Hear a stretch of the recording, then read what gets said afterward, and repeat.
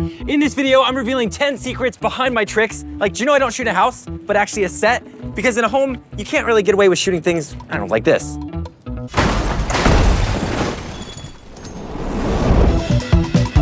Thanks to Google Career Certificates for sponsoring a portion of this video.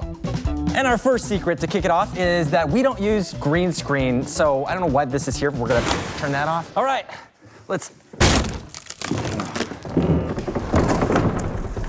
So I love pushing our tricks to be as fully practical as possible, whether that means we actually put a real ice plunge in a living room, or we have a set built on a beach and we transition through the wall. Or one of my favorite examples of using no green screen is when I'm at a county fair, and at one point I stand on the chalk drawing and I'm struggling to hang on, but then I fall into the abyss of the drawing. And we were able to pull that video off with a latch door and a hole underneath. And then we fly in a piece of wood for our actress to stand on at the end to prove once again that it really is a chalk drawing. I love when it's practical.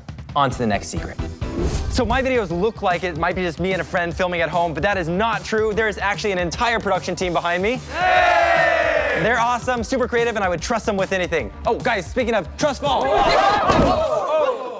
So I did start making these videos by myself, but over the years I've been lucky enough to grow a team, and we shoot out of this warehouse in LA. And it doesn't matter what your role is in the business, people on the finance team and people who are producers, we all join together on Mondays and we go to the writer's room to find the very best ideas. All right, for this next secret, let's talk about how much these videos cost to make. So we intentionally make my videos look DIY or homemade, and that's so that you believe into the magic a little bit more, when in fact, they're actually pretty expensive to pull off. We recently made a video where it costs like $10,000 for every finished second of the video, which is pretty nuts. We also just built a case for a brand new short film, Stranded Part 2, which I hope you enjoy because it is also our most expensive short film endeavor ever. The next secret is I don't make money the way most traditional YouTubers do, and that's because the YouTubers I know make the majority of their income from AdSense, which is when YouTube splits its ad revenue with its creators. But my ad revenue has been typically lower because the audience is so international. So the majority of my studio's funding has to come from things like brand sponsorships. And I want to thank Google Career Certificates for sponsoring this portion of the video. Now, typically a brand would provide a creator with what we call talking points. And that's often why you might hear a creator present their sponsorships like this. Google Career Certificates help people get I mean, I gotta spice it up more than that. Google Career Certificates can help you learn job-ready skills in under 6 months, and they're taught and developed by Google employees. Thanks. They recently launched the Google Digital Marketing and E-commerce Certificate, which includes email marketing and designing and running an online store.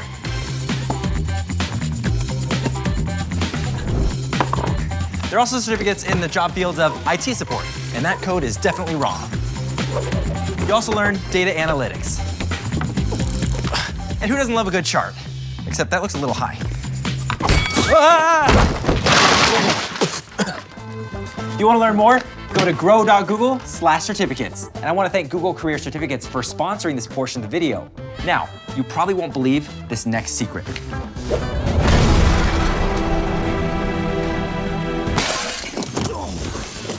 Now, surprisingly, I've never gotten hurt doing a stunt. Right now, I've clocked almost 160 stunts from falls to dives to wire work.